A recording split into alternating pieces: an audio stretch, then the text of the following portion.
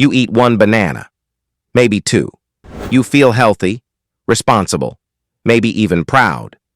But what if I told you this one fruit, so common, so familiar, is quietly working against your energy, your digestion, and even your metabolism, especially after age 60?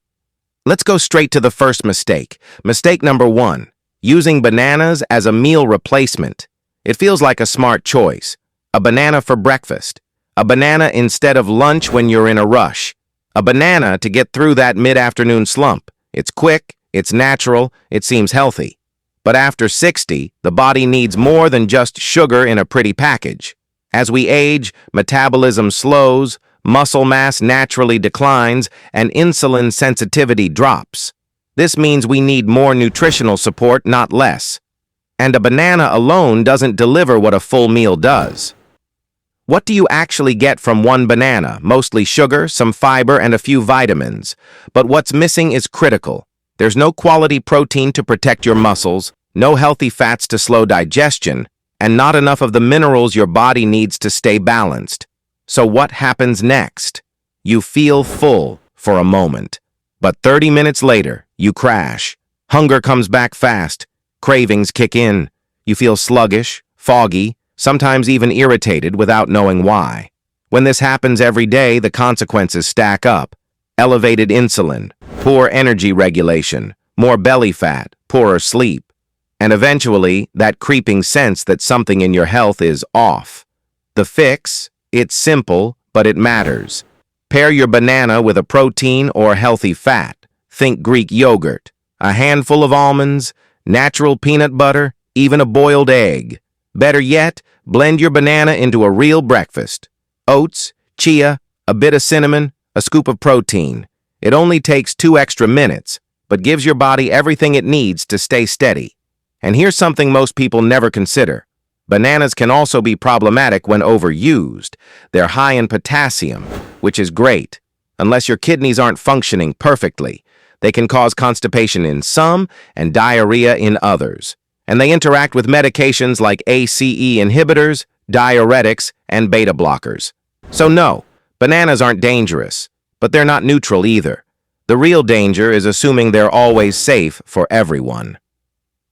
Mistake number 2, eating overly ripe bananas too frequently. You see the brown spots and think, perfect, it's sweet, soft, and ready to go. But here's what you don't see. The more ripe the banana, the higher the sugar load. That soft, sweet texture, it's a sign that most of the banana's complex starches have broken down into fast-absorbing sugars. For someone over 60, that can be risky. Why? Because your cells don't respond to sugar like they used to. Insulin resistance becomes more common, and the spike in blood sugar, followed by a sharp crash, can leave you feeling exhausted, foggy, or suddenly sleepy. It's not just a mood swing, it's a metabolic swing. Over time, this contributes to fatigue, weight gain, and poor glucose control. What's worse, overripe bananas also lose resistant starch, the special type of fiber that slows digestion, improves blood sugar balance, and feeds the good bacteria in your gut. So the riper the banana, the less fiber, the more sugar, and the fewer long-term benefits you get. Here's what to do instead. Aim for bananas that are fully yellow, maybe with a couple faint specks, but not brown and mushy. And if they are overripe, don't eat them alone. Use them in recipes with fat and protein, oatmeal pancakes with egg, smoothies with protein powder, or baked into fiber-rich muffins. That way, you slow down the sugar hit and get more from the fruit. And while we're here, let's talk about banana diversity. Most people only eat one kind, Cavendish, but the banana world is bigger than that. Apple bananas are smaller, slightly tangy, and richer in antioxidants. Red bananas are loaded with vitamin C and carotenoids that protect your skin and immune system. And plantains? They're starchier, heartier, and, when cooked, offer slow, sustained energy with more resistant starch.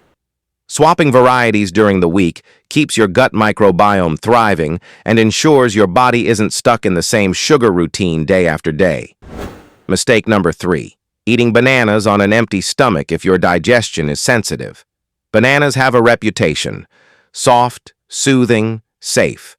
But for people with acid reflux, gastritis, IBS, or chronic bloating, a banana first thing in the morning can trigger the opposite of what you're hoping for.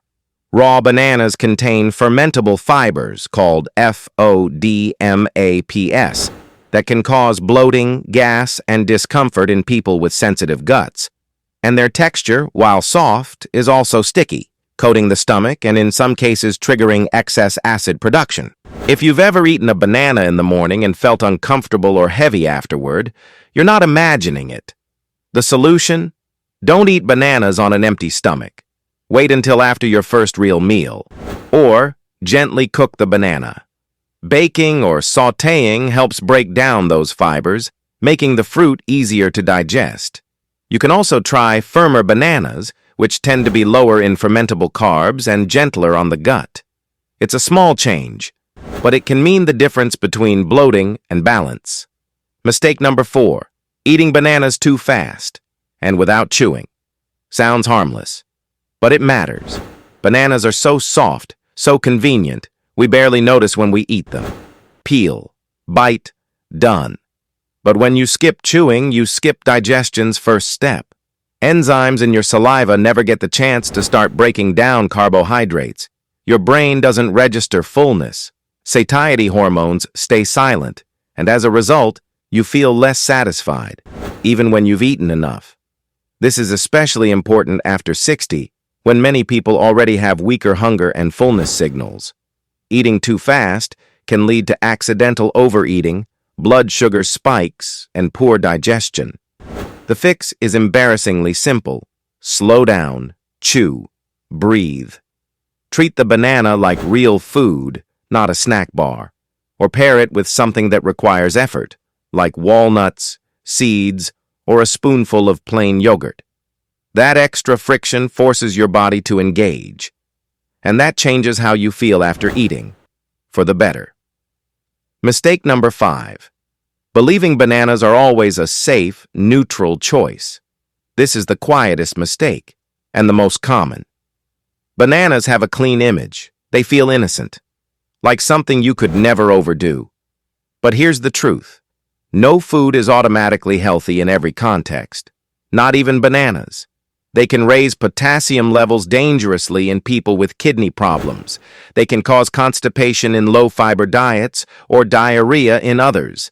They can interfere with blood pressure medications. And for people with diabetes or prediabetes, eating them alone can spike blood sugar quickly. The issue isn't the fruit.